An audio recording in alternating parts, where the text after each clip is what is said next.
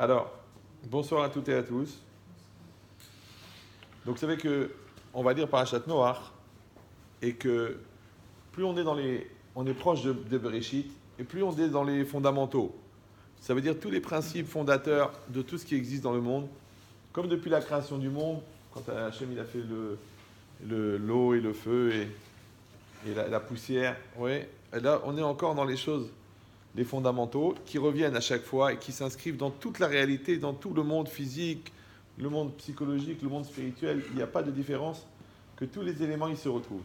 Alors, Rav Dessler, il dit qu'il y a deux kochot, deux grandes forces qui existent dans l'univers et qui, encore une fois, s'inscrivent au niveau microscopique et au niveau macroscopique avec la même intensité. Il y a un qui s'appelle Koach HaNetina, la force du don, et un qui s'appelle Koach HaNetila, la force de prendre. Ça veut dire que c'est des tendances qui existent dans la réalité, d'accord, que comme chez les gens, comme dans les systèmes, comme dans les principes, comme chez les animaux, ouais, comme dans la nature, il y a des gens qui prennent et des gens qui donnent. Il dit, ben, cette logique-là, elles font fonctionner tout ce qui existe dans la réalité. Et c'est un courant. Et même à l'intérieur de nous-mêmes, il y a une partie de nous qui a envie de donner, une partie de nous qui a envie de profiter, de kiffer, d'utiliser. Après, comment on regarde l'autre? Est-ce qu'on regarde l'autre comme une occasion de donner? Ou alors on regarde l'autre comme une occasion de prendre? D'accord? Comment on regarde le travail? Est-ce que c'est pour se donner dans son travail? Ou c'est pour profiter de son travail? Comment on regarde la Torah? Comment on regarde Hachem? Dans n'importe quel domaine, on aura toujours une décision à prendre. C'est la tendance qu'on va mettre à l'intérieur. Le problème, c'est que cette tendance-là et cette tendance-là, non seulement elles sont antinomiques, mais elles sont destructrices. Elles sont contradictoires, une par rapport à l'autre. Mais même dans le sens profond, ça veut dire qu'elles ont un pouvoir de création ou un pouvoir de destruction incroyable. Oui, parce qu'on pourrait dire, c'est pas grave, c'est des tempéraments, il y a des gens gentils, il y a des gens méchants, il y a des gens généreux, il y a des gens radins. Non, ça va plus loin que ça. Parce que c'est tous les systèmes qui fonctionnent de cette manière. Pourquoi? On a expliqué 11 millions de fois déjà à 1000 ans que quand on dit Olam Chesed Ibané, que Hachem il a fondé le monde, il a construit le monde sur la base de la bonté.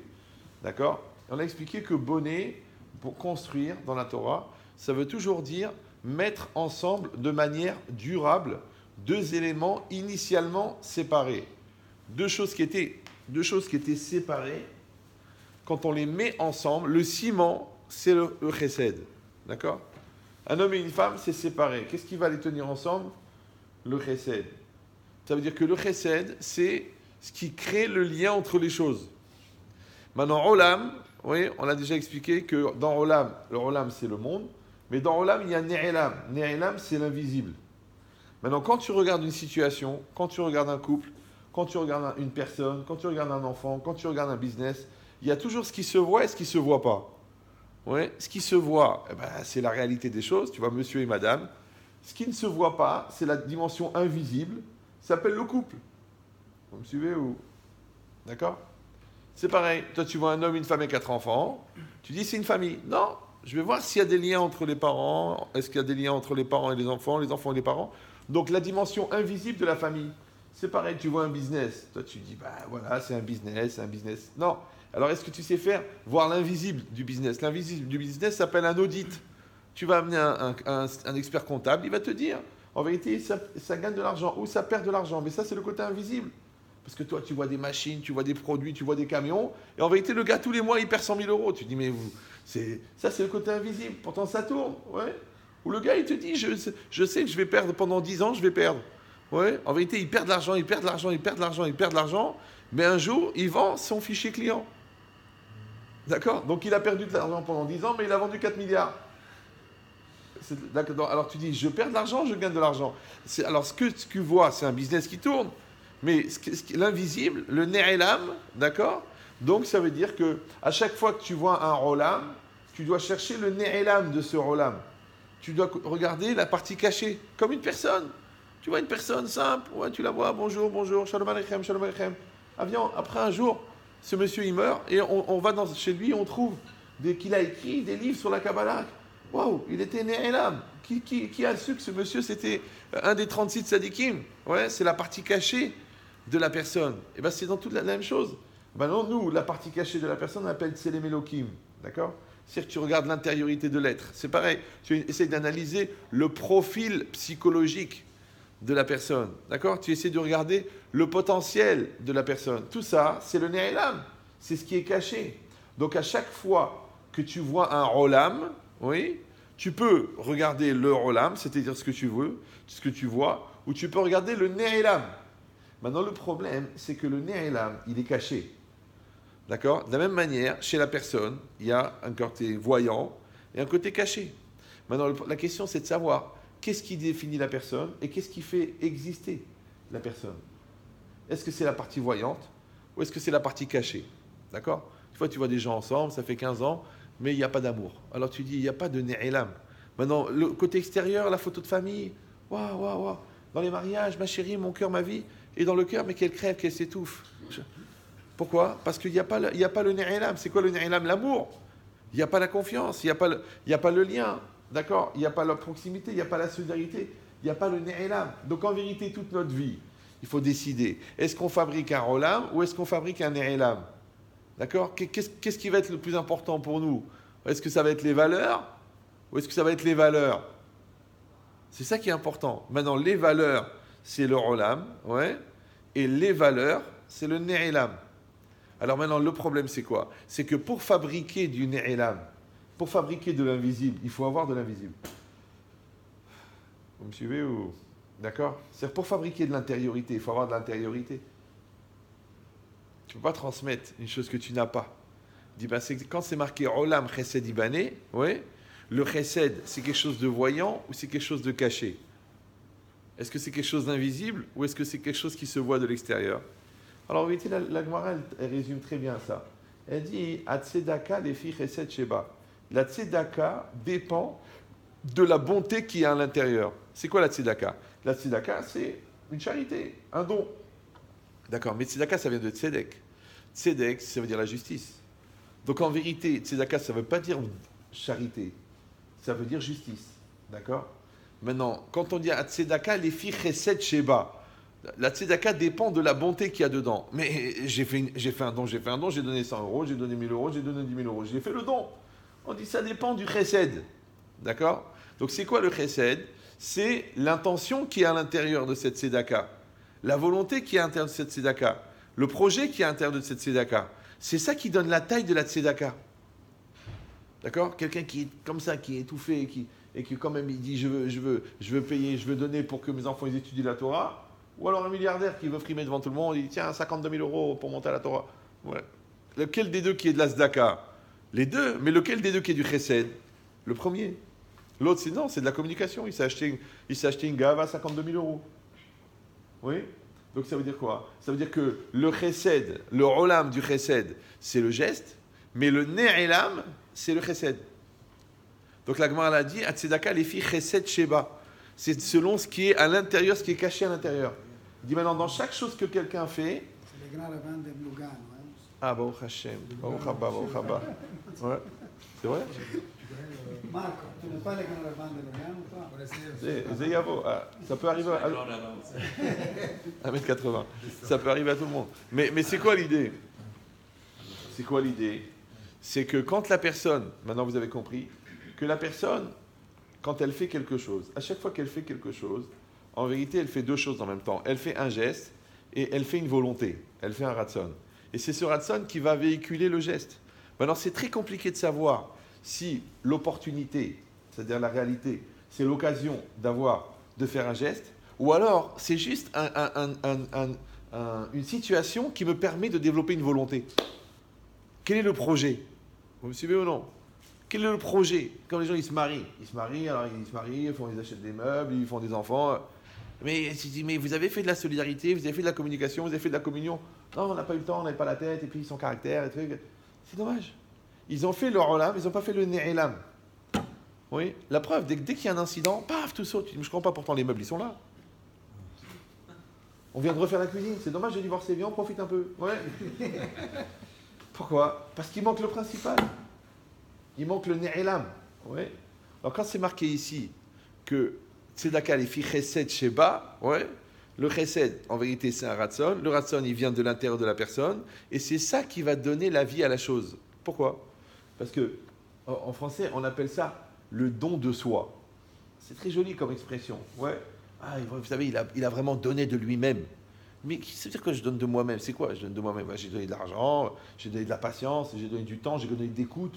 D'accord? J'ai donné de la solidarité, j'ai donné de la présence. Quelque chose, le don de soi. En vérité, c'est quoi l'idée? C'est que ma vie, oui, elle contient un certain temps. Ma vie, elle contient un certain nombre de respirations. Ma vie, elle contient un certain nombre de volontés. Maintenant, quand moi je prends une volonté qui est de moi, pour moi, par rapport à moi, et que je la donne à l'autre, je la mets dans quelque chose, oui, ça s'appelle le don de soi. En vérité, ça s'appelle le don de vie. Maintenant, il faut comprendre une chose très importante. C'est qu'une situation, elle est vivante ou elle est morte. Ouais. Une personne, elle est vivante ou elle est morte. Un couple, il est vivant ou il est mort. Maintenant, qu'est-ce qui fait le caractéristique de la vie? C'est qu'il y a la vie dedans. Maintenant, quand une chose, elle est devant moi, en vérité, elle est inerte. Quand est-ce qu'elle devient vivante? Quand je mets la vie dedans. Donc, en fait, le don de soi, c'est le don de vie. Je prends de moi, d'accord? Je mets dedans, d'accord? Maintenant, ils appellent ça une bonne intention. Alors, dans un discours, ça s'appelle la conviction. Dans un projet, ça s'appelle la détermination. Dans la méchanceté, ça s'appelle la cruauté. Ouais? Parce que c'est toi qui vas décider. Comme s'il y a des wagons qui s'appellent des actes, et à l'intérieur, tu mets quelque chose. Maintenant, tu peux mettre quelque chose de bon, tu peux mettre quelque chose de mauvais, ouais? Tu peux mettre quelque chose de pollué, tu peux mettre quelque chose de pur. Tu décides ce que tu vas mettre. Mais sache que ce qui va arriver à la fin, c'est ce que tu as mis dedans. Maintenant, les gens n'ont pas l'honnêteté de regarder qu'est-ce qu'ils mettent dedans, ou alors ils n'ont pas la présence d'esprit de voir ce qu'ils ont mis dedans. Ouais, quelqu'un, par exemple, il met du soupçon, et après il dit comment ça se fait que l'autre n'a pas confiance. Mais tu as mis du soupçon dedans. Ouais. D'accord? Tu mets du soupçon, après ou tu casses l'autre, après tu dis mais il n'est pas sûr de lui. Mais tu l'as cassé. C'est ce que tu as mis dans le wagon, tu vas le trouver à la fin. C'est une livraison. Ouais. On met dans le camion, ça arrive.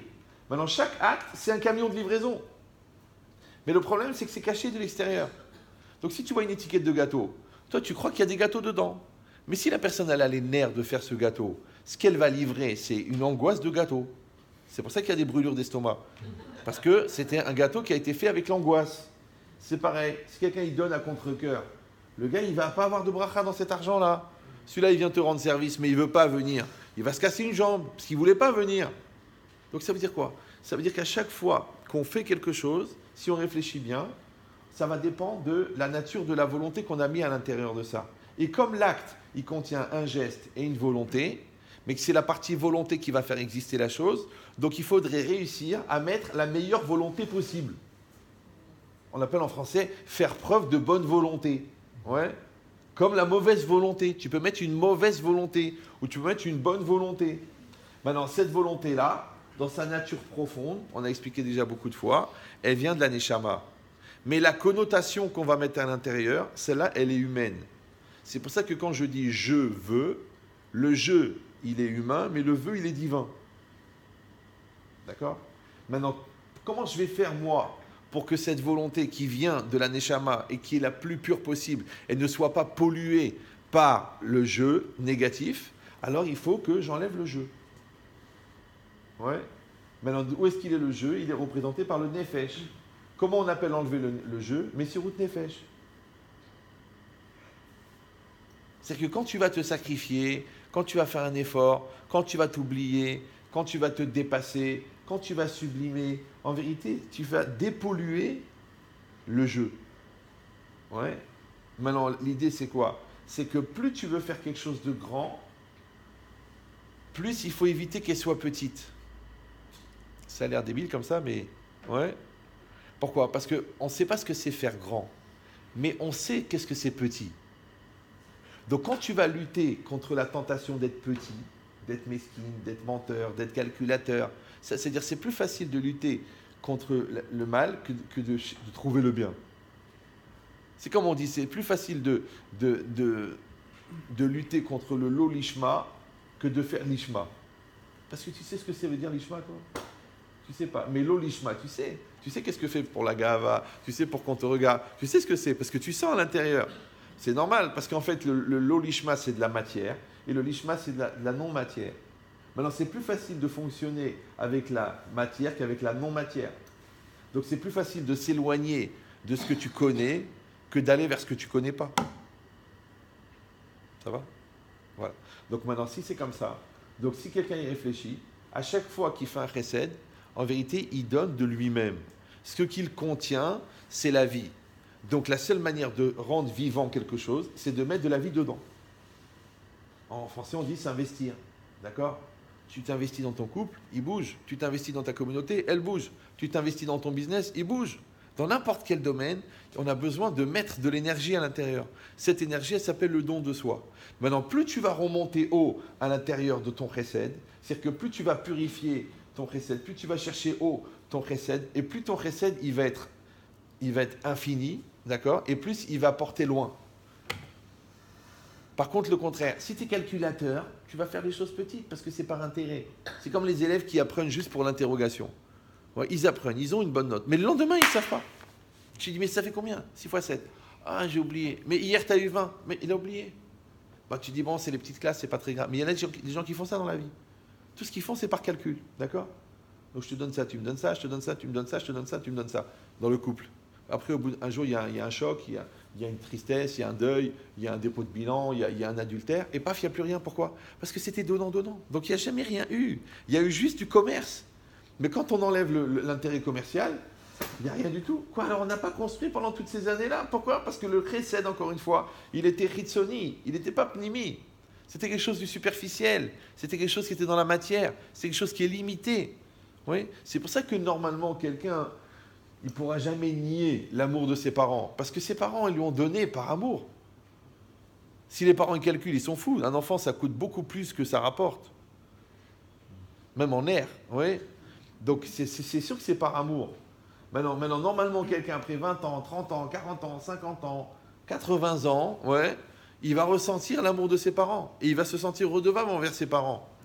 Maintenant, pourtant, ça ne se voit pas. Tu dis, mais il y a de la gentillesse, il y a des vacances, il y a de l'argent de poche. Mais tout ça, c'est de l'amour. Parce que la preuve, le même argent de poche, tiens, voilà ton fric, il ne fait pas le même effet. D'accord? Ben, tu sais quoi, tu es un rani, un mesquin, viens avec nous en vacances. Ça ne fait pas le même effet. Les vacances, elles sont étouffantes. Ouais? Donc, ça veut dire quoi? Ça veut dire que c'est l'esprit dans lequel tu as donné, c'est la volonté dans laquelle tu as donné, c'est la place que tu as donnée à l'autre quand tu lui as donné, qui a fait que ce chesed-là, il a produit le lien. Il a créé un lien. D'accord?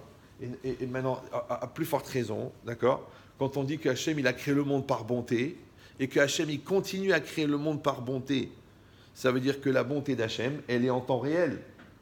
Ouais. Maintenant, si on dit que la bonté, c'est le don de soi qui fait exister le monde, d'accord, qui fait exister la réalité, qui fait exister le couple, donc ça veut dire que la bonté d'Hachem, elle continue en temps réel au présent, pour faire exister. D'accord? Donc, Olam Hesed et Ibané, c'est Olam Behesed ou Boné. Ou bonnet au présent, il continue à faire exister la chose. D'accord. Maintenant, si on comprend ça, alors maintenant, qu'est-ce qui se passe? C'est que ça, c'est une tendance. C'est une tendance qui est donnée à la chose. Et c'est ça ce qui fait exister la chose. D'accord? Après, c'est à nous de décider comment on va épurer ce sentiment. Est-ce qu'on va magnifier nos actes? Est-ce qu'on va améliorer nos actes ou non? Et c'est ça le travail. Parce que quand ça prend des années de faire du vrai chesed. Les gens ils croient que c'est la gentillesse, c'est la douceur, c'est la tolérance, mais c'est plus profond. Pourquoi encore une fois? Parce qu'il faut que tu fasses un filtrage de ton intériorité et c'est très très fin. Ouais. Des fois la personne elle croit qu'elle fait plaisir, mais en vérité elle achète la tranquillité. Ouais. Des fois elle croit qu'elle donne, mais en vérité elle crée chez l'autre une source de chantage. Parce qu'avec tout le bien que je t'ai fait. Ouais. Donc il y a tellement de facettes dans la bonté que de difficile de voir est-ce que la personne elle est en train de donner ou en train de prendre. Et c'est un peu le problème. Pourquoi? Parce que si donner ça construit, ouais, le contraire de donner c'est prendre. Donc si donner ça construit, prendre ça détruit. Pour ça je vous donne toujours le même exemple. Si moi je te donne 100 € et toi tu me donnes 100 €, on a combien chacun? 100 euros. Si moi je te prends 100 euros et toi tu me prends 100 euros, on a combien chacun? On a 100. Oui, mais la différence, c'est que quand toi tu me donnes 100 euros, moi je suis proche de toi. Mais quand tu me prends 100 euros, moi je m'éloigne de toi. Pourtant on a la même chose. Premièrement. Deuxièmement, c'est que l'acte de donner n'existe pas envers un objet. On ne peut pas donner à un objet. D'accord? Par contre, l'acte de prendre, il ne peut pas exister d'une personne. Parce que je ne prends pas une personne, c'est une personne. Là, je prends la feuille, je la prends. D'accord? Elle n'a pas de libre arbitre. C'est un objet, je l'utilise. Je la prends, je la mets là. Mais je ne peux pas donner à un objet. Donc, le donner, c'est un verbe pour les êtres humains. Ouais. Et le prendre, c'est un verbe pour les objets. Alors attention, parce que c'est une petite nuance qui peut sauver ton mariage ou détruire ton mariage. Ouais. Chez les goïms, on prend du plaisir. Chez nous, on donne du plaisir. Fais attention, parce que quand tu prends, ça veut dire que l'autre est un objet. Même eux, ils le disent, ils l'appellent l'objet du désir. C'est beau. C'est lui-même, il dit que sa femme, c'est un objet. Tu es l'objet du désir. D'accord? Maintenant, le problème, c'est comment est-ce que l'autre, il se sent dans l'état d'objet. Maintenant, ils sont en train de faire tout des balagades et des crises et des MeToo et des... ouais. Pourquoi? Que genre la femme, elle est un objet. Ouais. Ils ont découvert maintenant que l'homme, il pense que la femme est un objet. Mais toute la société, elle est fondée sur ça. Elle est fondée sur le principe que l'autre est un objet. L'autre, comment je peux l'utiliser, l'autre, comment je peux le gratter, l'autre... Parce que l'ouvrier, c'est l'objet du patron aussi. Ouais. Et l'autre, sa femme. Combien d'années on met pour comprendre que ma femme n'est pas mon objet? Combien d'années ça prend? Ouais. Combien? Et comprendre que ton mari n'est pas un porte-monnaie. Combien ça prend d'années? Oui, c'est normal. Et que tes parents ne sont pas des serviteurs pour s'occuper de toi. Ça prend du temps. Donc ça veut dire que la tendance naturelle, c'est de penser que l'autre est un objet. Et le travail, c'est de penser que l'autre est une personne. Maintenant, comment on s'éduque à penser que l'autre est une personne? En donnant. Pourquoi? Encore une fois, parce que je ne donne pas un objet. Par contre, je vais donner à la personne. Ouais. Donc plus je vais donner à la personne, plus je vais me conditionner à penser que l'autre est une personne. Donc la Torah, elle a dit, il faut donner. Par contre, si toi, tu encourages la personne à prendre, alors tu dis, prends du plaisir, profite de la vie, prends ton temps, prends ton truc, profite des opportunités. Alors tu es dans une logique de profiter, ouais, donc tu es dans une logique de prendre. Et si quelqu'un il va dire, ouais, alors à ce moment-là, on n'a pas le droit de prendre, on n'a pas le droit de profiter, alors je te dis, la logique, elle est très simple. La nature, la nature bestiale, elle est de prendre. La nature humaine, elle est de donner. Maintenant, puisque toi, tu es conditionné à prendre, donc ton plaisir, il est de prendre. C'est pour ça que le gratuit, il fait toujours plus plaisir que le payant. Ouais. Mais quand toi, tu as inversé ta tendance et que ton plaisir, c'est de donner, ce qui te fait plaisir, c'est de donner. C'est-à-dire que tu peux changer ton format. Vous me suivez ou non? Au lieu d'être un hôtel, tu as un hôtel. Toi, tu as un plaisir de voir combien les enfants y mangent. Et tu as un plaisir de voir les invités profiter. Et tu as un plaisir de voir que ton argent, il sert à quelque chose de bien. Tu as un plaisir. Tu dis pas, il m'a encore gratté. Parce que c'est ça ton projet. Donc en vérité, toi, tu peux formater à être quelqu'un qui donne ou formater quelqu'un qui prend. Mais attention. Parce que celui qui prend, il est dans une logique de tsarot aïn. D'accord? Il a les petits yeux. Celui qui est dans une logique de donner, il est ce qu'on appelle dans une logique de Aïn Tova. Ouais, Aïn Tova. Aïn Tova, ça veut dire quoi? C'est pas le bon œil. Non, Tov, ça veut dire complet. Ouais. Donc le contraire, c'est incomplet. Quelqu'un qui a Aïn Tova, il est complet. Comme il est complet, il voit le complet. C'est pour ça que la Gemara dit Tov Aïn ou Yevorach. Tov Aïn ou Yevorach. D'accord, la Gemara dit d'où est-ce qu'on sait qu'on doit donner le kos de bracha pour le Birkat Hamazon à quelqu'un qui est Tov Aïn, qui a un bon œil, ouais, parce que c'est marqué Tov Aïn ou Yevorach. Celui qui est Tov Aïn ou Yevorach, il est béni. La Gemara dit Al tikre Yevorach et là Yevarer. La Gemara ne dit pas il est béni, mais il bénira. Moi j'ai dit la vérité, le passouk il avait qu'à marquer Tov Aïn ou Yevarer. Ouais, le Tov Aïn il bénira. Pourquoi tu as besoin de me dire le passouk qui dit Tov Aïn, le bon œil, où il est béni, ou Yevorach, et nous on vient, on dit Al tikre Yevorach et il a Yevarer. Oui, vous savez pourquoi? Non? Parce que on était obligé d'écrire dans le Pasuk Yevorach. Parce que ne peut bénir que celui qui est béni. Parce que lui, il est Mevorach, alors lui, il est Mevarer. Ouais.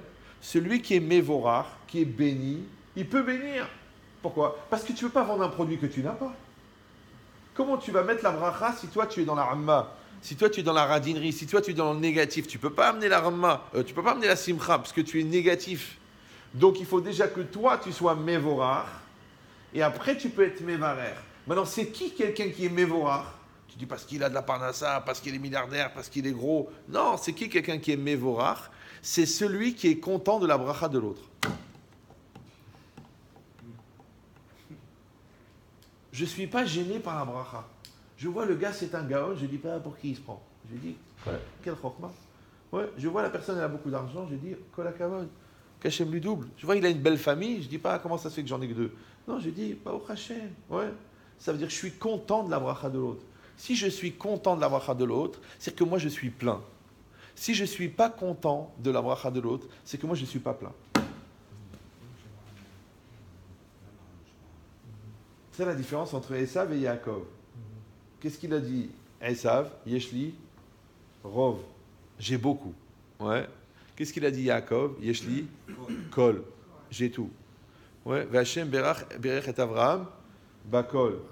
Hachem, il a béni. Alors, une des drachas, c'est qu'il a donné une fille. D'accord? Mais déjà, en soi-même, le passouk, il est beau déjà. Ouais. V'Hashem berech et Avraham, Bakol, ça veut dire qu'il avait tout. Ça va? Donc, quelle différence entre avoir tout et avoir beaucoup? C'est que lui qui a beaucoup, il lui manque, parce qu'il n'a pas tout. C'est pour ça que des gens, ils sont 100 milliards et ils rêvent d'avoir 200 milliards. Et quand ils ont 200 milliards, ils veulent avoir 400 milliards. Parce que yesh lo rov, avalen lo kol. Alors moi, je me suis permis, ça n'engage que moi, au pire, j'ai raison. J'ai dit, tu sais quoi? Au lieu de dire kol, dis cool. Cool. C'est comme on dit en anglais. Cool. Ah, t'as cool? Ah, ni cool. Ouais. Keep cool. Keep cool, ça veut dire je suis cool. C'est quoi cool? En anglais, cool. Ça veut dire je suis tranquille. Ouais. Alors quelqu'un te dit, excuse-moi, je t'ai manqué de respect. Annie cool, baiser. Ouais. Je dis, mais je t'ai pas rendu l'argent. Ça va, je suis cool. Je suis très bien, je suis tranquille. Ouais. C'est-à-dire que moi, tu me fais du bien, tu me fais du moins bien, tu me fais du mal. Je suis cool, je suis chalem. Je suis cool. Vous me suivez ou non? Moi, je suis bien. Moi, je vais bien. Maintenant, oui, mais t'es pas déçu, t'es pas énervé, t'es pas vexé, t'es pas... Moi, je suis bien. Maintenant, toi, tu veux t'exciquer, tu veux partir dans une peur, toi, tu pars dans une insulte, toi, tu pars dans une vexation. Ça veut dire, tu es insatisfait. Tu sais pourquoi? Parce que yesh lecha rov, aval en lecha kol. Vous me suivez ou non? Quelqu'un est bien. J'ai une femme qui m'aime, je suis bien. Tu dis, oui, mais il te manque encore 3 immeubles. J'ai une femme qui m'aime. L'autre, il a 133 immeubles, personne ne l'aime. Il rentre chez lui, il trouve une corde, il trouve une solution. Il dit, avec tous les appartements que j'ai pas une poutre pour me pendre. Mais s'il avait une femme, la femme lui dirait, reste, pourquoi tu vas mourir? Puisque je suis là. Ouais. Donc ça veut dire, yeshlo isha, yeshlo kol. D'accord? Mais c'est quoi l'idée? C'est pareil, il a des enfants en bonne santé. Bah, au Hachem, yeshli kol.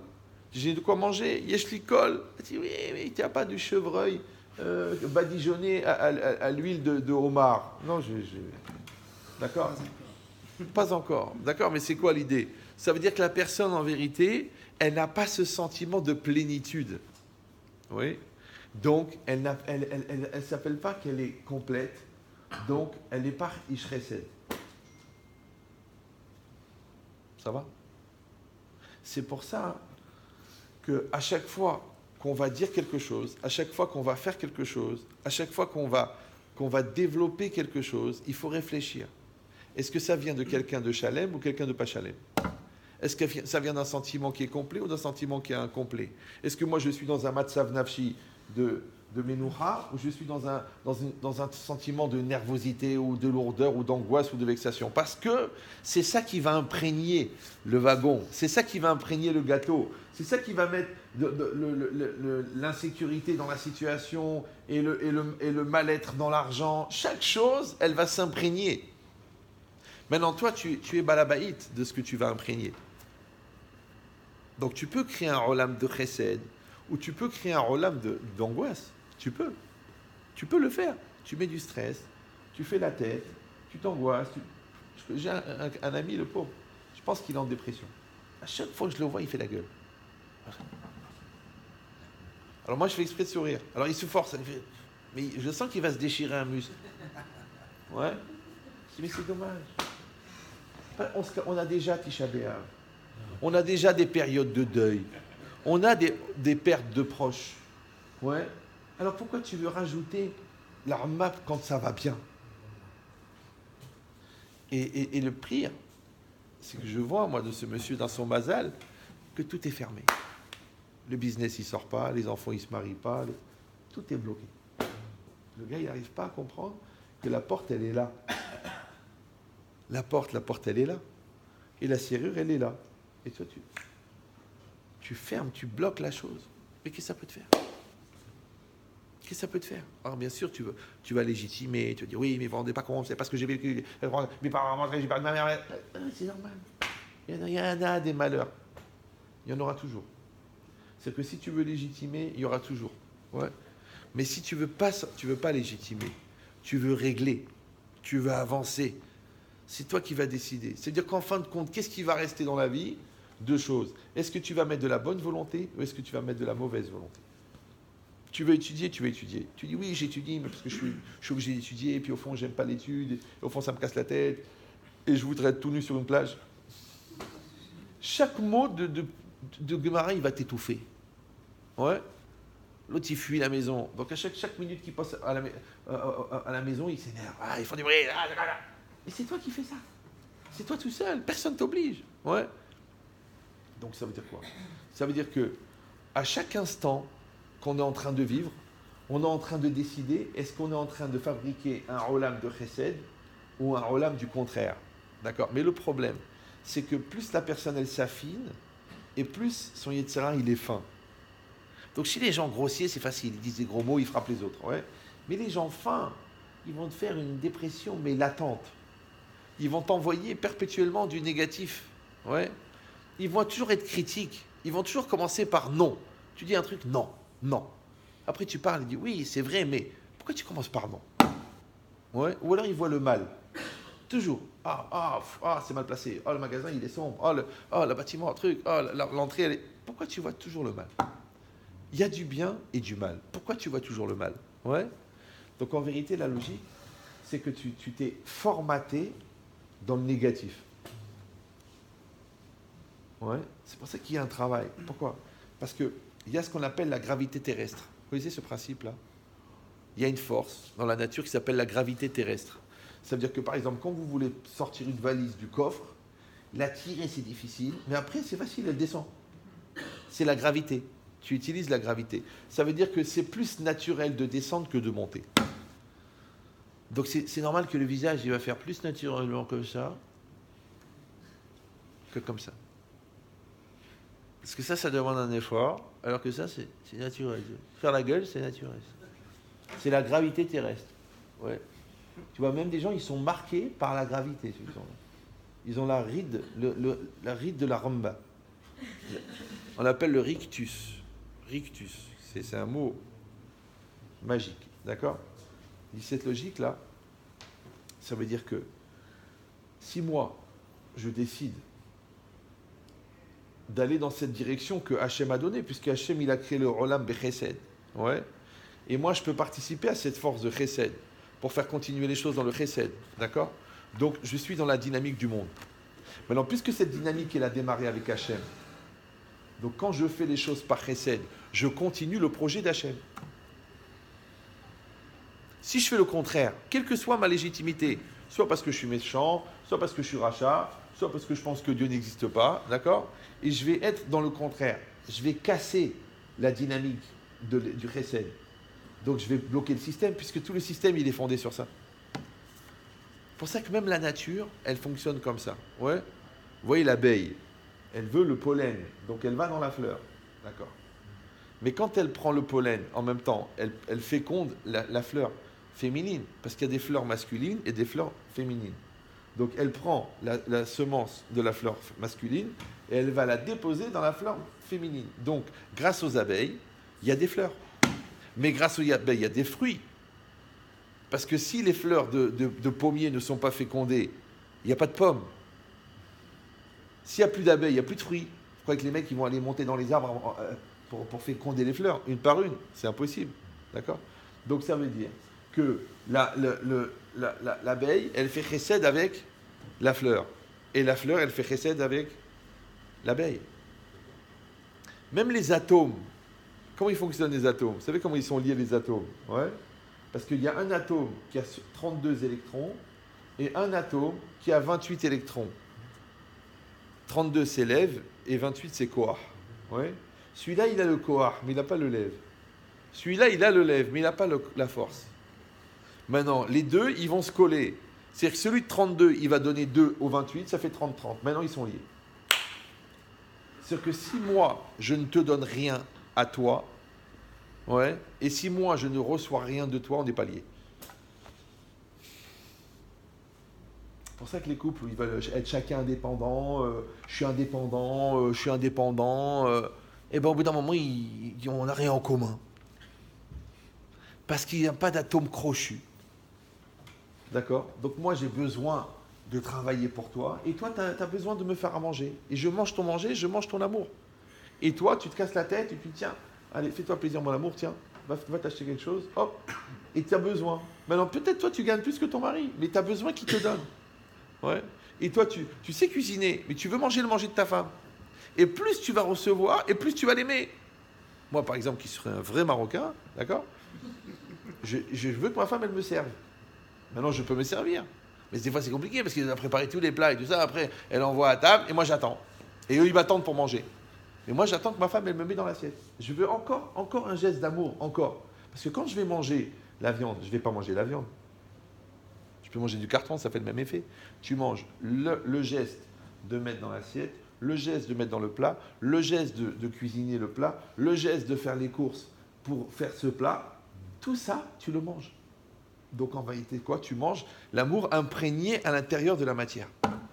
Parce que la matière, elle a ce pouvoir de pouvoir emprisonner le sentiment. Et tu te nourris de ça. C'est pour ça qu'on aime ses parents, parce qu'on a reçu de ses parents. Ouais. Alors c'est toi, tu te débrouilles pour ne pas recevoir. Après, tu dis, bah, c'est bizarre, mais j'ai rien. Maintenant, le problème, c'est que tu ne peux pas exiger de recevoir. Parce que quand tu exiges de recevoir, tu pollues le don. Tu dois susciter le besoin de recevoir pour que l'autre donne de bon cœur. Maintenant, quand l'autre donne de bon cœur, ça crée un rolam.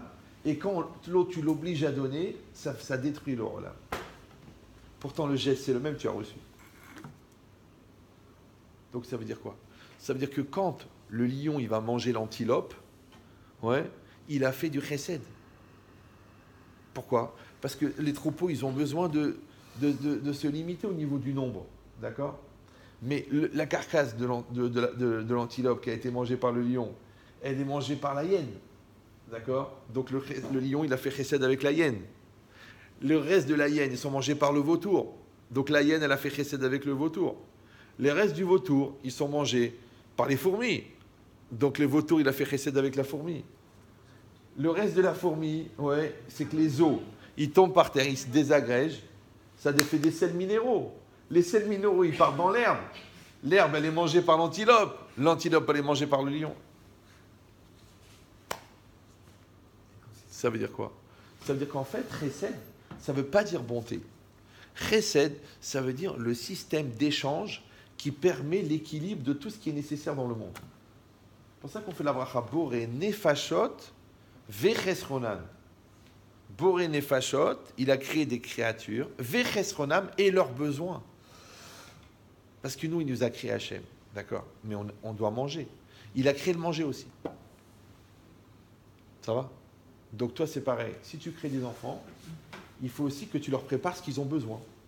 Si tu leur donnes pas ce qu'ils ont besoin, ils vont être dans le chisaron, dans le manque. Donc ils vont être malades, ils vont être aigris. Ouais. Donc ça veut dire quoi? Ça veut dire qu'Hachem, il t'a créé, il te donne ce que tu as besoin. Toi, tu fais des enfants et tu leur donnes ce qu'ils ont besoin. Et toi, tu crées une entreprise et tu payes tes employés. Et toi, tu prends la marchandise et tu payes le fournisseur. Qu'est-ce que tu fais en vérité? Tu fais l'échange. Maintenant, le système de l'échange, c'est ça le système du monde. Tout le système du monde, c'est ça. Maintenant, eux, qu'est-ce qu'ils ont fait? Ils ont créé le libre-échange. Ouais, c'est vrai. Mais si l'échange n'est pas fondé sur le chesed, il devient destructeur. D'accord? Donc, par exemple, avant, comment ça se passait? Ben, il y avait le cultivateur, après, il y avait la coopérative qui ramassait toutes les patates, après, il y avait le grossiste qui rachetait de la coopérative, après, il y avait le distributeur qui rachetait du grossiste, après, le distributeur, il donnait dans les magasins, et le magasin, il donnait aux clients. Donc, qu'est-ce qu'ils ont fait? Les supermarchés, ils achètent directement au cultivateur. Donc, tous les autres métiers, ils ont disparu. D'accord? Donc, on a gagné 2 milliardaires des supermarchés et 600 dépressions des gens qui n'ont plus de travail. Donc on n'a pas gagné, on a perdu. D'accord? Tu dis, mais c'est pas grave, eh ben, c'est comme ça le business. Eh ben, lui aussi, il a créé un supermarché. Mais que ça peut faire? De toute façon, lui, il vivait, tout le monde était bien. Et le client, il achetait la marchandise. D'accord? Non, pour que il gagne 10 fois le bénéfice, il y en a 9 qui vont perdre. Ça, c'est l'échange négatif. C'est l'échange qui détruit. D'accord? C'est pareil, c'est pour que nous, on ait des petits sacs en plastique pour aller dans les magasins, eh ben, les poissons, ils mangent du plastique. Parce que les plastiques, on les jette. Ils finissent dans la mer. Dans la mer, ils se désagrègent. Les poissons, ils les mangent. Quand les poissons, ils les mangent, ça fait une déformation génétique. Et après, les enfants, ils ont des problèmes d'asthme. Celui-là, il est né avec 3 doigts. Et la sclérose en plaques, elle se développe dans le monde. Mais c'est quoi ça? Tu sais ce que c'est? C'est parce que, comme tu avais la flemme de prendre un sac à toi, tu prenais un sac en plastique. Donc toi, tu crois que c'est la pollution qui tue? Non, c'est l'égoïsme. C'est l'égoïsme qui tue. La pollution, elle ne tue pas. C'est l'égoïsme. Ouais. Donc ça veut dire quoi? Mais ça, c'est une mentalité. C'est un esprit de dire, est-ce que moi, je veux donner ou est-ce que je veux prendre? Est-ce que je veux faire continuer le monde ou est-ce que je veux arrêter le monde? Il dit, ben, cette logique-là, ici, elle est marquée. C'est très clair que quoi? Que le Chazon Ish, il disait Mashem korim a'ava, anachnu korim karet. Vous savez, il y a une punition dans la Torah qui s'appelle karet. Karet, c'est la punition la plus grave. Il y a Malkout, quelqu'un il mérite 39 coups de bâton, quelqu'un il est Hayav Mita, il doit être condamné à mort, et quelqu'un il est Hayav Karet. Hayav Karet, ça veut dire il est retranché, Ba'olamazé, Ba'olamaba. Ouais. C'est-à-dire on lui coupe le lien avec Hachem dans ce monde-ci, et après il n'est plus lié du tout, ni au peuple juif, ni au monde futur. Et ça, c'est Karet. D'accord? Bon. Maintenant, Karet, c'est quoi? Par exemple, quelqu'un, Hasbe Shalom, il va avoir des relations avec sa sœur. Ouais. Tu dis, bon, le gars, il avait besoin, et puis en fin de compte, ils s'aiment beaucoup les deux, ils sont déjà frères et sœurs. D'accord? Mais combien quelqu'un, il doit s'aimer lui-même pour être capable de détruire sa sœur? D'accord? Maintenant, tellement qu'il est proche de lui, il est séparé de l'autre. La preuve, il abuse de sa sœur. Donc, comme il est séparé de l'autre, il n'est plus dans le chesed, il est dans l'anti-chesed. Donc, il est karet. Mais il n'est pas karet en punition. Il est karet en définition. Comme tu veux ou non? Il n'a plus rien à voir avec le monde. C'est pour ça que tous ces efforts qu'ils essayent de faire, la réintégration des violeurs et des tueurs d'enfants, tu vas l'éduquer, mais le mec, il a dépassé le non-retour. Il ne peut pas revenir en arrière. Il dit, bon, il fait tchouva, il pleure. Après, il dit, bon, il est récidiviste. On était sûr que ça ne reviendrait plus. Mais tu n'as pas compris. Il a changé sa nature. C'est comme si un tigre, tu vas en faire un chat. Mais non, ça, c'est un tigre et ça, c'est un chat. C'est pour ça que celui-là, il est dans la jungle et celui-là, il est sur ton canapé. Mais si tu inverses, un jour, il va couper la tête de ton fils. Parce que c'est un tigre. Ouais. Et c'est bien. Mais ça veut dire quoi? Ça veut dire que à chaque fois que l'homme, il veut toucher un modèle, le modèle, il se retourne contre lui. Parce que c'est un modèle. C'est fin, c'est simple. C'est un modèle. Ouais. L'autre jour, il m'a attrapé, il m'a dit, Rav Chetri, j'ai un gros problème. Bon, j'ai été une fille, bon, elle était enceinte. On ne voulait pas se marier. Après, qu'est-ce qu'on a fait? On a acheté un appartement au nom des deux, et maintenant on a des gros problèmes de couple. Je dis, mais attendez, je n'ai pas compris, vous êtes mariés ou pas? Oh non, on n'est pas mariés, mais l'appartement est au nom des deux. Je dis, mais attendez. Dans la vie et dans la Torah, c'est la même chose. Tu es un jeune homme, tu deviens un homme. Tu rencontres quelqu'un, tu tombes amoureux, tu l'épouses, tu fais un enfant, tu habites dans une maison. Là, les choses, elles sont normales. Toi, tu dis, non, on n'a pas besoin de se marier, tout ça.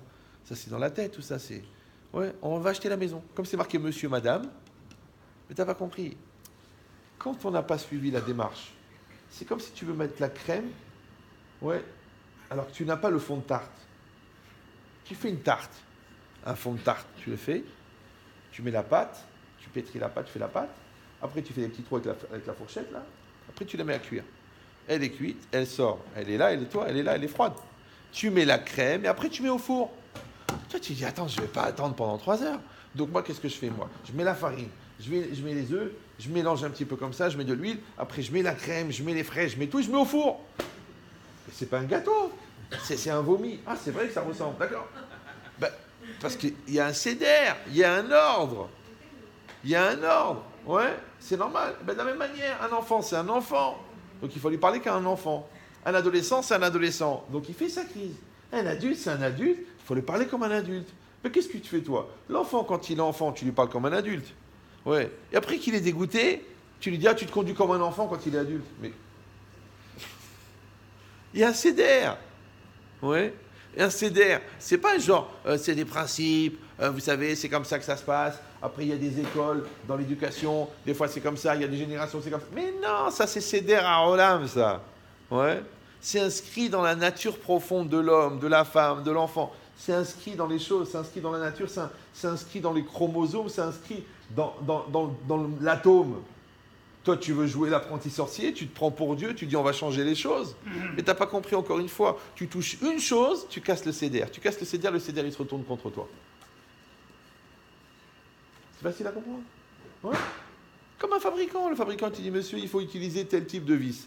Tu dis non, moi je suis pas d'accord, ça fait le même effet, ça fait la même chose. Eh bien, le meuble, il s'est cassé. Les gens ne comprennent pas. Hein. Vous prenez un piano à queue. C'est un piano à queue. Ça pèse lourd. Ça pèse très lourd. Ouais. Tu dis, tiens, je vais l'accrocher au plafond. C'est une déco. Ouais. Tu prends des clous de 40 cm, 50 cm. Tu mets 1000 clous. Tu les cloues un par un. Tu traverses le piano, tu rentres dans le plafond. Et encore. Ça tient. Viens une semaine après, il tombe. Tu fais 4 trous. Tu mets 4 écrous. Des écrous. D'accord? Écrous. Tu prends des bons écrous de 12 mm. Tu presses le plafond, tu mets un écrou avec une vis, il tient. Le piano, il tient. Pourquoi? Tu sais pourquoi? Parce que le clou, il écarte le bois, mais il n'est pas solidaire. Il s'en va. La vis, qu'est-ce qu'elle fait? Elle devient solidaire. Parce que la vis et l'écrou, ils sont solidaires. Donc si toi et ta femme, vous êtes solidaires, il n'y a rien qui vous sépare. Mais si rien que tu as forcé l'histoire pour faire avancer la machine, elle va sortir. Il va sortir. Pourquoi? Parce que tu n'as pas créé de la solidarité. Oui? Et bien c'est exactement pareil. Ton chesed, il doit être un chesed solidaire. D'accord? Ça veut dire que quand tu apportes, il faut que tu apportes quelque chose qui construit. Mais quand tu apportes quelque chose qui t'intéresse, mais qui ne construit pas, ça détruit. À tel point que ça détruit. Que Hachem, quand il a créé, quelle est la dernière chose qu'il a créée, Hachem? Vous êtes au courant? C'est l'homme. D'accord? Hachem, il a créé tout, et à la fin, il a créé l'homme. Donc l'homme, c'est le but de la création. Mais le problème, c'est que l'homme, en étant le but, il devient le justificatif aussi de la création. Maintenant, si l'homme, il se conduit mal, automatiquement, il va reporter son influence sur tous les étages en dessous, puisqu'il est le projet. Donc le Midrash, il dit qu'à l'époque du Maboul, les hommes et les hommes, ils allaient ensemble, les femmes et les femmes, les hommes et les animaux entre eux, les animaux entre espèces, les animaux du même sexe. Ouais. Ça veut dire quoi? Ça veut dire que le système, il est pyramidal. Comme chez nous, ouais. Le Kohen Gadol, il influence les Kohanim. Les Kohanim, ils influencent les Lévim. Les Lévim, ils influencent les Israël. Jusque tout en bas. Le plus Hamaretz de Hamaretz, il est influencé par la prière du Kohen Gadol et Yom Kippour. D'accord? Donc si le Kohen Gadol, il monte tout à Israël. Mais si Chas Veshalom, les étages du dessus, ils descendent, ils font descendre tout à Israël. D'accord? Donc ça veut dire quoi? Ça veut dire que qu'on le veuille ou non, on est liés les uns aux autres. Mais tu n'avais pas pensé que tu étais lié aussi à la nature. Regardez bien que dans la Torah, il n'y a pas écrit que Hachem a décidé de détruire le monde. Maboul, il n'y a pas écrit. Il n'y a pas écrit Gazar tir à la Olam, il n'y a pas écrit. Ouais. Qu'est-ce que c'est marqué? C'est marqué Ketz kol basar balefanai. La fin de toute chair est venue devant moi. D'accord? Ça veut dire qu'en fait, le monde s'est auto-détruit tout seul. Pourquoi? Parce qu'on a dit que la faute qui a provoqué la destruction du monde, c'est Hamas. C'est quoi Hamas? C'est Khatoufim, il dit le Targum, c'est-à-dire le fait de prendre. Donc Hachem, il a créé un monde qui était fondé sur le Chesed, et que le Chesed, on a dit que c'est le théorème qui fait fonctionner le monde, c'est l'échange positif. Et eux, qu'est-ce qu'ils ont fait? Ils ont inversé la tendance. Ils ont dit maintenant, on ne veut plus donner, on veut prendre. Ouais. Le problème, c'est que quand l'homme il s'est mis à prendre, il a détruit la relation entre l'homme et l'homme. Après, quand l'homme il s'est mis à prendre, il a détruit la relation entre l'homme et l'animal. Après, il a détruit la relation des animaux avec les animaux. Après, il a détruit la relation avec les végétaux. Après, il a détruit la relation avec les minéraux. Ouais. Et en dessous, le minéral, c'est quoi? L'atomique. D'accord? Maintenant, le problème, c'est que quand nous, toi et moi, on ne se parle plus, ça détruit une famille. Mais quand les atomes se séparent, ça s'appelle une bombe atomique. Maintenant, ce qui est marqué dans le Passouk, il marque l'ayikoum. Ouais. Il a fondu tout ce qui existait, tout ce qui était posé. Vaimchou minaretz, d'accord? C'est un langage, comme on dit, imar shemo. C'est quoi imar? Ouais. C'est effacé, c'est détruit, c'est dilué. Alors vous savez que tout se dilue dans l'eau.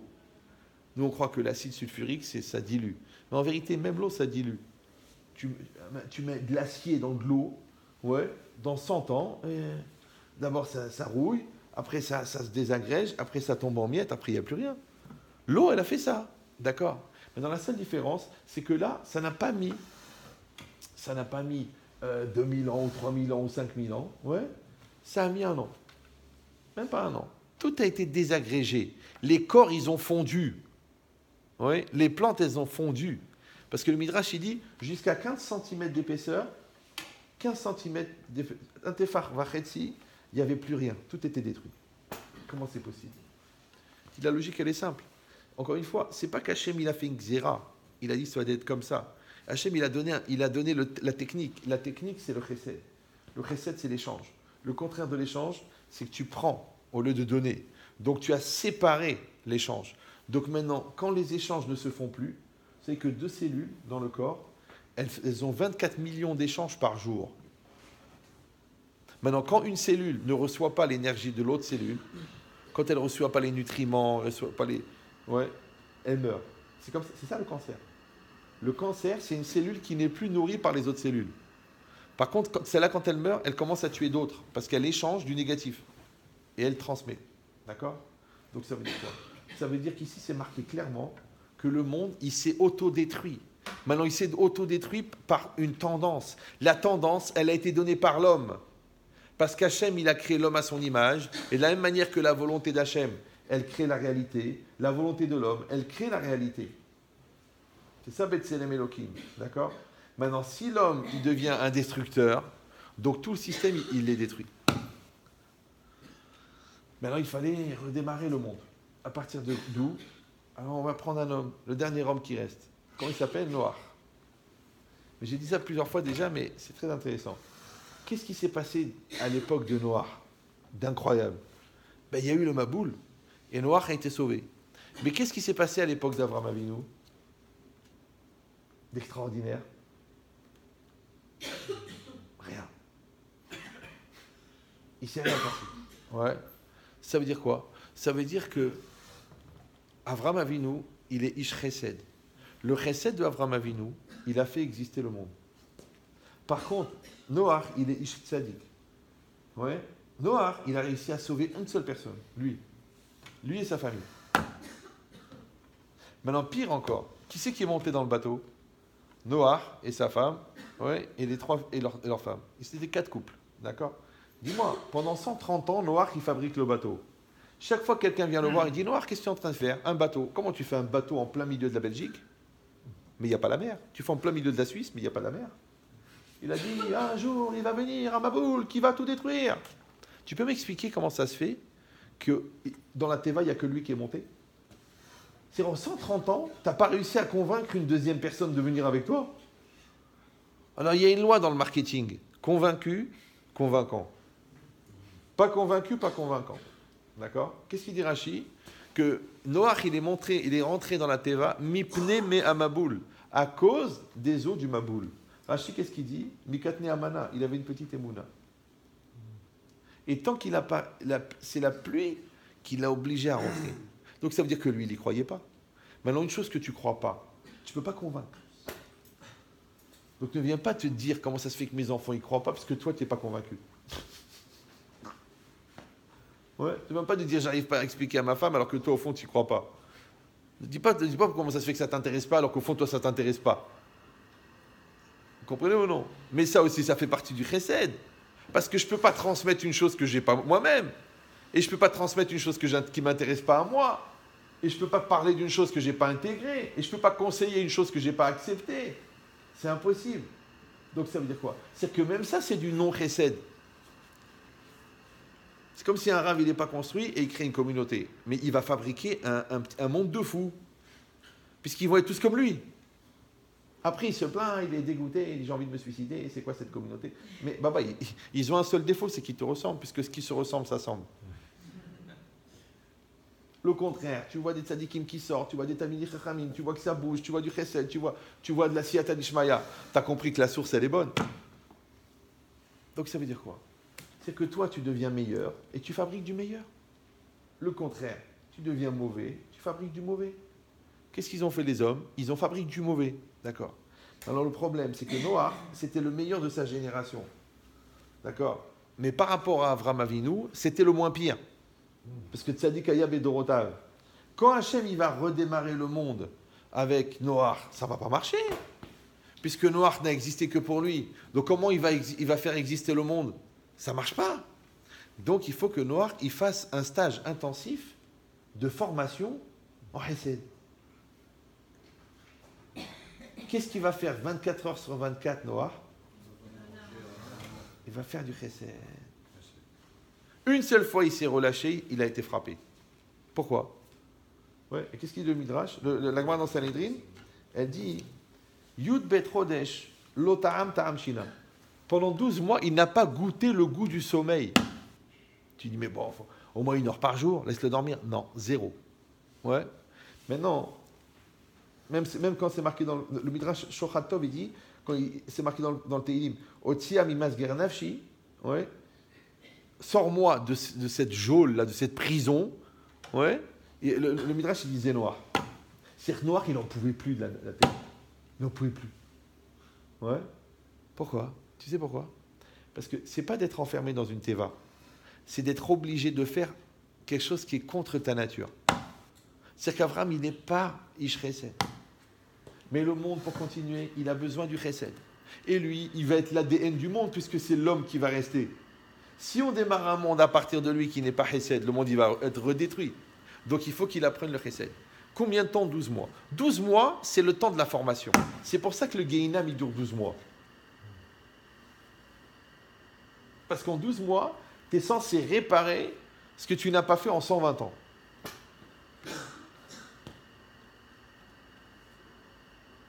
Donc pour lui, c'est une souffrance. Pourquoi? Parce qu'on lui demande d'aller contre sa nature. Mais d'un autre côté, c'est ça ce qui a sauvé. Pourquoi? Parce que si on réfléchit bien, si on dit que, en fin de compte, ce qui s'est passé, c'est pas genre il a plu, tout le monde s'est noyé, après les corps, ils ont disparu. Mais non, c'est qu'on a dit que les éléments, ils se sont séparés jusqu'au niveau atomique. Donc en fait, il y a eu une explosion atomique sur toute la surface de la Terre. Maintenant, s'il y a une explosion atomique qui vient de là-bas, elle vient vers moi, qu'est-ce qui va se passer? Je vais être emporté. Mais vous savez comment ça détruit une bombe atomique? Vous savez? Non? Une bombe normale, c'est quoi? C'est qu'il y a une pression développée par le gaz qui explose, qui va repousser comme ça. Ça, c'est une explosion. Mais atomique, c'est pas comme ça. L'explosion atomique, c'est quoi? C'est qu'on prend une matière qui s'appelle l'uranium, qui est fissible, c'est-à-dire qu'elle est instable, d'accord? Et comme elle est instable, elle va naturellement en fusion. Et comme elle va fusionner, elle va aussi fusionner la matière qui est autour. C'est que quand la bombe atomique elle est tombée à Hiroshima, au moment où elle a explosé, il n'y avait plus d'oxygène dans les 32 km autour. Pourquoi? Parce que dès qu'elle a explosé, elle a absorbé la matière. Mais l'oxygène, c'est de la matière. Donc l'oxygène, d'accord, il s'est séparé, donc il n'y avait plus d'oxygène. Les atomes d'oxygène, ils se sont séparés. Donc les gens, ils sont morts, étouffés, avant de mourir brûlés. Après, quand l'irradiation, elle a atteint les corps, ils ont fondu. Le béton, il a fondu. Le métal, il a fondu. Ouais. C'est ça la bombe atomique. Maintenant, si je dis que ce qui s'est passé à l'époque de Noach, quand le Maboul il a explosé, c'est une bombe atomique qui a explosé sur toute la planète, d'accord? Alors comment tu peux croire qu'un bateau il a survécu à ça? C'était quel genre de bateau qu'il a fait? Alors la logique c'est simple, c'est qu'en fait l'onde négative de destruction, on l'a dit, qui est partie des hommes, qui a imprégné les animaux, qui a imprégné les minéraux, les végétaux, jusqu'à arriver à l'atome, ouais, elle est en train de s'étendre, elle va vers la Teva. La seule manière d'éviter que cette onde de destruction, elle détruise la Teva aussi, c'est qu'à l'intérieur, on développe l'onde contraire. Et quelle onde on développe dans la Teva? Le Chesed. Maintenant, si Chas V'Shalom, Noach s'était arrêté une seconde de faire du Chesed, l'onde, elle serait rentrée, elle aurait explosé la Teva. Donc c'est pour ça qu'il ne pouvait pas dormir. Je ne sais pas si vous me suivez. T'as compris ou non? Ça veut dire que quand on fait le chesed, on empêche l'anti-chesed de rentrer. Pourquoi? Parce que ce monde-ci, j'ai dit ça plusieurs fois, mais les gens ils pensent que c'est Bitul Torah de venir au cours. Mais c'est dommage. C'est que quand vous videz une bouteille d'eau, elle se remplit d'air. Parce qu'on dit la nature n'aime pas le vide. Donc quand vous ne mettez pas de la Torah dans la maison, il y a le chol qui rentre. Il n'y a pas. Quand tu ne mets pas des bonnes midotes, il y a des mauvaises qui rentrent. Quand tu ne mets pas une bonne atmosphère, il y a une mauvaise atmosphère qui rentre. Combien il faut de temps sans bonne atmosphère pour que le mauvais rentre? En une seconde. Tu as vu comment ça explose une engueulade dans un couple? Si on n'est pas chômeur, le shalom bayit, en une seconde, ça prend feu. Donc si Noach il avait arrêté une seconde de faire le chesed, paf, elle serait rentrée l'explosion, elle aurait tout détruit. D'accord? Donc Noach était condamné. Donc par rapport à l'humanité, il était obligé de continuer ce chesed pour empêcher l'anti-chesed de détruire la Teva. Mais en même temps, lui, il avait besoin de faire ça, puisque sa nature, elle était tzaddik, elle n'était pas chassid, elle était tzaddik. Donc il fallait qu'il fasse un stage de 12 mois pour pouvoir sortir de la Teva et être un ish chesed pour que le monde y continue à exister. Ça va? Voilà. Donc c'est aussi pour ça qu'il a fallu qu'il construise la Teva lui-même. Parce qu'il demande les commentaires. Il dit, mais je ne comprends pas. Qu'est-ce qu'il avait besoin, Hachem, de demander à Noach de fabriquer une Teva? Ouais. Surtout que c'est marqué dans le Midrash que le Maboul n'a pas atteint Eretz Israël. Donc qu'est-ce qu'il aurait pu faire? Il aurait dû dire à Noach, va en Eretz Israël avec les animaux, et c'est tout. Et tout le reste va être détruit, et toi tu vas sortir tranquille. Non. Il fallait qu'il construise lui-même. Ça veut dire quoi? Ça veut dire que l'objet qui va te protéger, il ne te protège pas parce qu'il est protecteur. Il est protégé parce que tu l'as créé pour protéger. Vous me suivez ou? D'accord? Donc tu ne dis pas on est sauvé parce qu'on est religieux. On est sauvé parce qu'on pratique notre religion. Ouais? On n'est pas heureux parce qu'on est des gens gentils. On est heureux parce qu'on construit notre couple. Jour après jour, tous les jours, on continue. Il y a beaucoup de gens qui font cette erreur de croire que Baruch Hashem, bon, ils sont intelligents, Baruch Hashem, ils ont des bonnes midotes, Baruch Hashem, ils sont religieux, donc ils n'ont pas besoin de construire le couple. C'est une erreur. Il faut construire le couple, jour après jour. Pourquoi? Parce que c'est la dynamique de construction qui préserve. Parce que inconsciemment, tu vides ton réservoir de patience, et tu vides ton réservoir de sentiments, et tu vides ton réservoir d'enthousiasme, et tu vides ton réservoir de religion. Et qu'est-ce qui reste à la fin? Le Satan.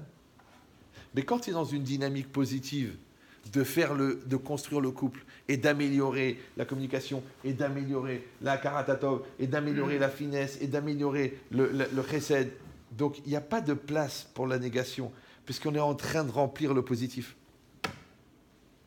C'est-à-dire que quand c'est comme la matière, quand la matière elle expulse dans la cache-route, ouais, ça ne peut pas rentrer, c'est en train de sortir. Par contre, quand c'est pas en train de sortir, ça absorbe.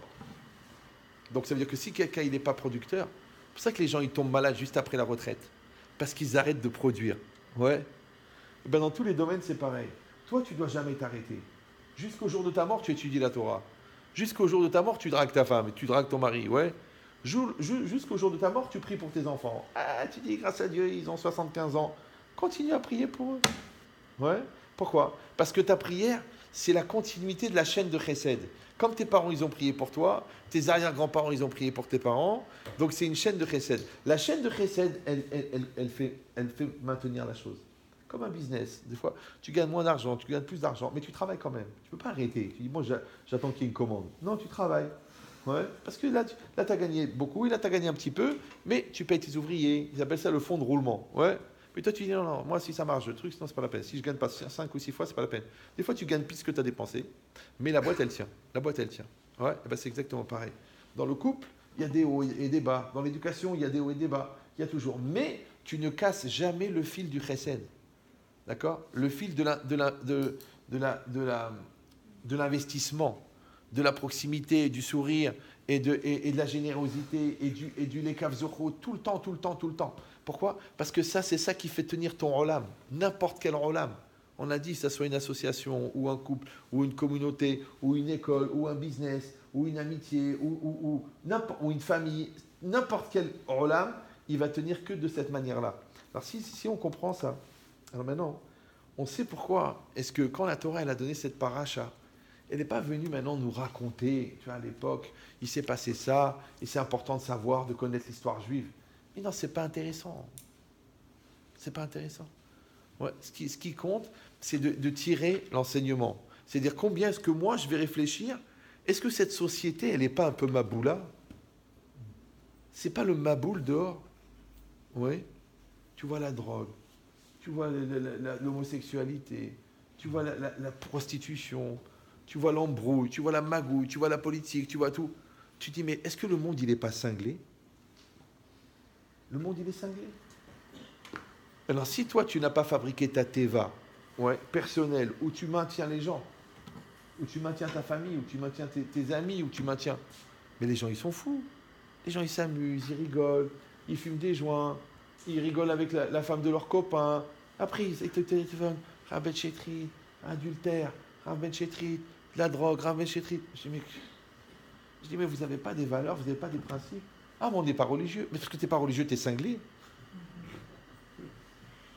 Ils sont bizarres, les gens. Pourquoi tu crois la Torah elle a donné la pudeur, la Torah elle a donné la cache-route, la Torah elle a donné le mikvé, la Torah elle a donné les comportements, et la Torah et les Chachamim ils ont expliqué ça on peut le faire, ça on peut pas le faire, ça se fait pas, ça c'est pas bien, ça c'est... Pourquoi faire, tu crois? Pourquoi? Pour t'embêter? Mais non, c'est des barrières de protection. C'est comme si tu as un balcon et il n'y a pas de barrière. Ah, tu dis on va jamais sur les balcons. Mais ça suffit d'une fois. Une fois, Hazvé Shalom, le gosse il est monté, il est tombé. Il est mort. 3 générations, ils vont se dire, tu te rends compte, il n'y avait pas de balcon. Mais qu'est-ce qu'on était bêtes, il n'y avait pas de balcon. Donc c'est ce qu'on fait, nous. On met un balcon. On met un balcon. On met un balcon. Maintenant, si tu mets un balcon, pour pas tomber, c'est-à-dire tu mets une protection pour pas tomber. Alors, avant de parler à ta femme, tu réfléchis, tu dis, attention, je vais dire un gros mot à la femme qui m'a donné 4 enfants. Tu mets un balcon, tu mets un parapet. Ton mari, il rentre, tu vas faire la gueule, tu mets un balcon, tu souris. Ouais. Le gars, tu lui dois l'argent, tu lui rends l'argent. Tu dis, mais je ne lui rends pas. Tu mets un balcon, tu rends l'argent. Donc en vérité, toute notre vie, qu'est-ce qu'on fait?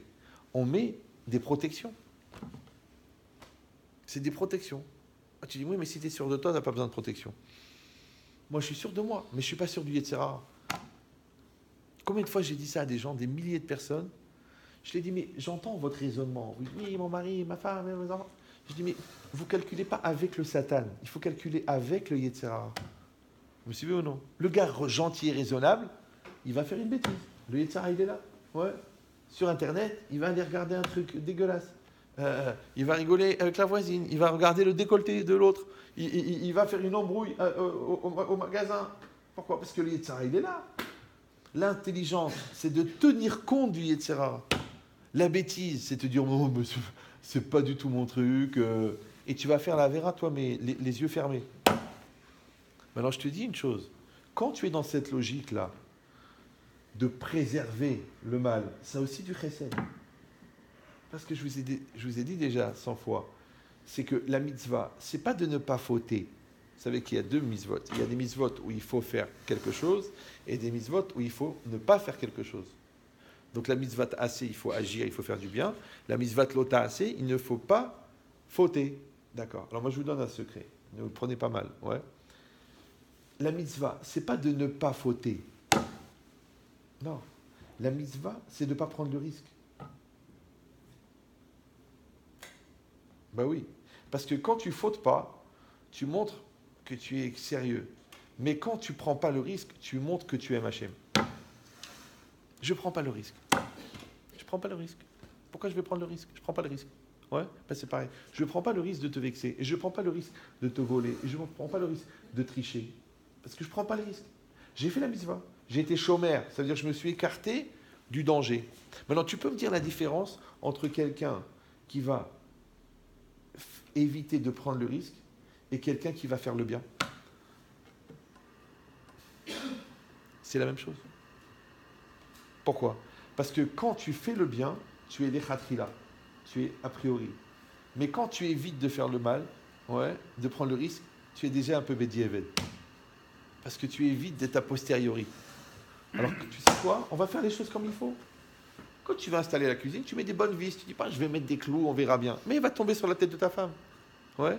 Alors c'est pareil, quand tu poses les bases de ton couple, tu mets des choses solides. Et quand tu es en train d'éduquer des enfants, tu leur donnes du solide. Ça, c'est des solides. Ça, c'est du solide. Ça, c'est du solide. Bon, le seul problème, c'est qu'il faut attendre qu'ils aient à peu près 22 ou 23 ans pour se rendre compte du bien que tu leur as fait. Ou alors qu'ils rencontrent des gens tellement cinglés qu'ils disent, mais j'ai une éducation de fou. Quand ils vont voir tous les cas sociaux qui se baladent, ouais, ils vont se rendre compte qu'ils ont une éducation extraordinaire. Ils disent, mais ça, c'est quoi en vérité? C'est quoi? C'est que le chesed que tu as fait à l'époque, dans un acte positif de construction, ouais, il a inscrit chez eux un repère. Après, eux, ils trouvent ça normal. Et bien, c'est ça qu'on souhaite. On souhaite, ouais, que la Hirat Shamaim et que les anagotes, la conduite, et que les pensées qu'on a, comme ça il dit toujours Rav Yerucham Halevi, ils deviennent un teva, ils deviennent une nature. C'est-à-dire que ta nature, elle est devenue gentille. Et ta nature, elle est devenue que tu as peur de faire des avérotes. Et ta nature, elle est que tu ne peux pas manger ta rêve, tu n'arrives pas. Tu dis, mais c'est pas grave, bon, c'est pas un restaurant caché, mais il n'y a rien de grave, y a rien, c'est une pizza. Tu peux pas, tu vois les lardons en train de fondre dans la pizza d'avant et tu manges la pizza d'après. Tu peux pas. Tu dis, il ne faut pas voir le mal partout. Mais si déjà ça ne te dérange pas, c'est que ça te ressemble. Donc tu dois avoir du lardon en toi, c'est pas normal. Vous savez que le Rav de Brisk, une fois on a voulu lui faire une transfusion, mais il était dans le coma. Et le sang, il ne rentrait pas.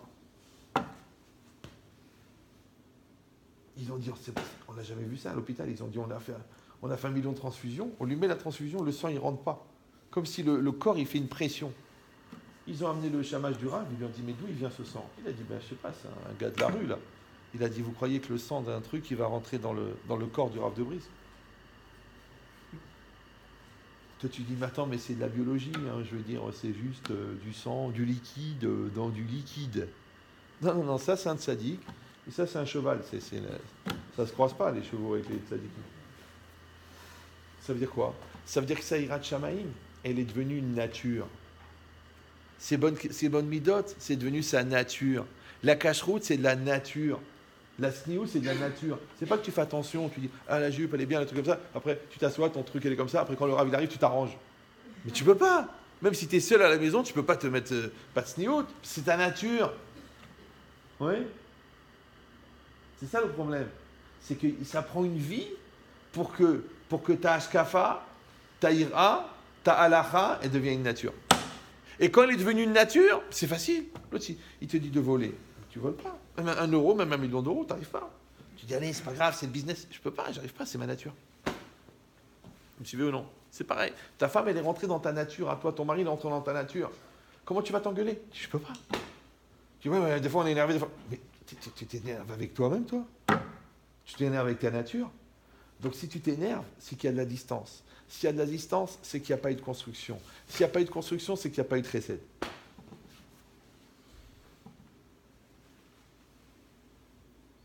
Donc vous avez compris que quand on a dit que le monde il est construit par la bonté, C'est pas la gentillesse, c'est la tolérance, c'est la générosité. Non, c'est l'essence du monde. Ouais. C'est l'essence. La preuve, c'est que même, pourquoi la première mitzvah, c'est Piria Verivia, c'est d'avoir des enfants. Ouais, parce qu'on apprend d'Hachem. Que Hachem, il a créé ce monde-là par chesed. Maintenant, quand on dit qu'Hachem, il a créé par chesed, vous avez compris que ça ne veut pas dire par bonté. Parce que qu'est-ce qu'il a gagné du Hachem de créer un monde? Ouais. Non, ici, ça veut dire que c'est ça l'impulsion qu'il a donnée. Maintenant, si l'impulsion de départ de toute la création du monde, elle est le chesed, donc c'est cette impulsion qui va continuer le monde jusqu'à la fin. Maintenant, toi, tu as deux solutions. Soit tu vas suivre le courant du chesed, tu vas t'inscrire dans cette dynamique-là, et tu vas être aussi dans le chesed, donc tu vas participer au projet divin. Soit tu vas faire du contre-courant. Ouais, tu vas dire à quoi ça sert, il faut bien que je pense à moi, hein, et mon kiff à moi, et mon plaisir à moi, et mon argent à moi. Alors le bon Dieu, il a dit, tu sais, il y en a eu des rochers, hein, il y en a eu des arbres, mais il y en a eu des vagues, et il y en a eu des falaises, et il y a même eu des mers qui sont devenues des déserts. Ça veut dire que les choses, elles passent. Donc la question, elle est de savoir, est-ce que toi, tu vas être dans ce mouvement-là, et tu vas participer à ce courant de chesed qui fait exister l'univers, ou non, tu vas exister pour toi, et ben tu vas disparaître. Donc vous avez compris que celui qui pense à lui, il devient ponctuel, et celui qui pense au chesed, il devient éternel. Hazak Baruch.